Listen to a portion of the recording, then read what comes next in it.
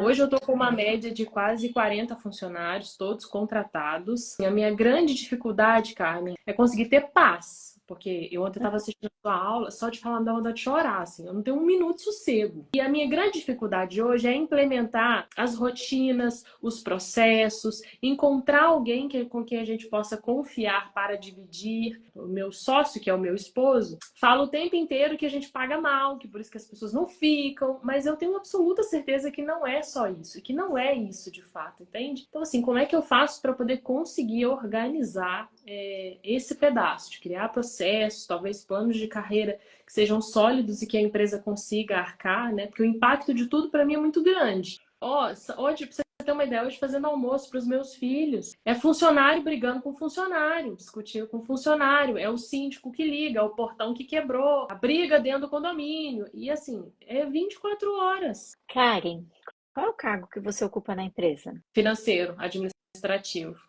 E o teu esposo? Qual que é o cargo dele? Ele fica mais na parte técnica. Então tem toda uma instalação. Ele fica na parte de instalação, comando com os meninos técnicos. Você trabalhava antes em quê? Eu sou enfermeira de formação. Teu esposo, em que ele trabalhava? Então, ele sempre trabalhou com segurança eletrônica. A minha família sempre teve empresa nessa área. Então, quando a gente se conheceu, ele acabou entrando também nessa seara e ficou. Fez disso, desenvolveu. Hoje, de formação, ele é técnico em eletrônica. Uhum. E o que vocês estudaram para ser donos de empresa? Absolutamente nada. Então você percebe que vocês estudaram para ser enfermeira, estudaram para ser técnico eletrônicos, né? E hoje é isso que vocês continuam fazendo. Você continua cuidando de apagar os incêndios, né? Que é o que a enfermeira faz, principalmente no pronto-socorro. E quando eu te ouço falando que você não consegue nem parar para fazer comida para os seus filhos, eu imagino aquela enfermeira no pronto-socorro correndo de um lado para o outro. É essa a visão que eu tenho. E o teu marido estudou para ser técnico eletrônico e é isso que ele continua fazendo. Enquanto vocês não vestirem a carapuça de dono de empresa, isso não vai mudar. Você está com outras demandas que não te pertencem. E aí eu te pergunto, a quem pertence essas demandas que estão ocupando vocês? A líderes que vocês não formaram. O ponto é que vocês não têm líderes, porque vocês não estão liderando. Se vocês não estão liderando, como é que vocês vão formar líderes? Vocês precisam começar a liderar para que aí os líderes sejam formados a partir da liderança de vocês. Acho que primeiro eu preciso encontrar eles, né, Carmen? Eles estão dentro da sua empresa.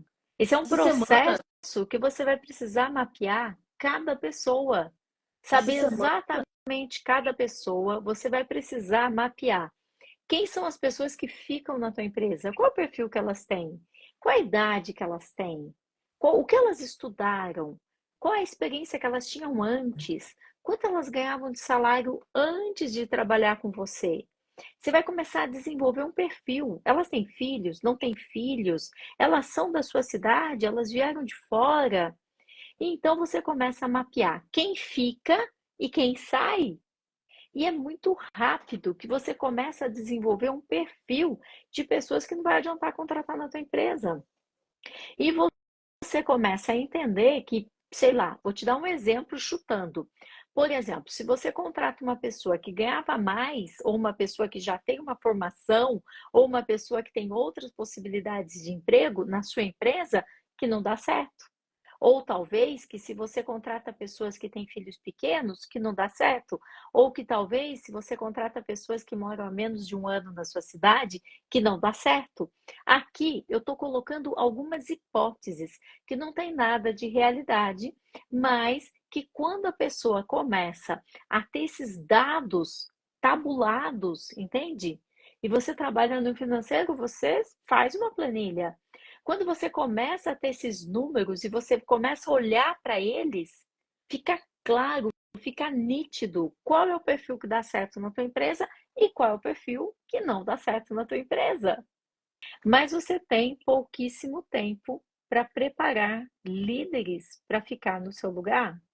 A forma mais rápida que eu conheço para vocês fazerem isso é quando você faz uma relação de no mínimo 150 atividades que você faz.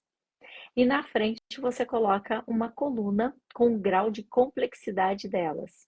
Uhum. E você pode acrescentar uma coluna com o grau do quanto você precisa estar fisicamente para fazer. Tudo aquilo que você precisa estar fisicamente para fazer, você vai precisar começar a treinar alguém. E tudo aquilo que você e o seu marido também, ok? Tiver um nível de complexidade alto, você já precisa começar a treinar para ontem. E isso tudo não é uma pessoa, porque o dono de empresa, ele tem aquela ilusão de que ele vai contratar um gerente que vai resolver tudo. Não, É mesmo. vocês têm atividades em diferentes áreas e você vai distribuir as atividades de vocês nas diferentes áreas das pessoas. E você não pode trazer essa ideia também de que você vai estar fazendo um acúmulo de função com eles, porque vai ser muito importante que você avalie também o que eles estão fazendo, porque talvez eles também tenham atividades no operacional que eles precisem passar para alguém. Uhum. Mas é importante você enxergar. Quando você enxergar suas atividades, vai diminuir o teu nível de estresse. Já te falo, não deveria afetar a sua equipe também, porque a sua equipe vai estar fazendo o que eles têm que fazer. Não vai afetá-los. Você tem o seu trabalho, eles têm o deles. Tá tudo bem?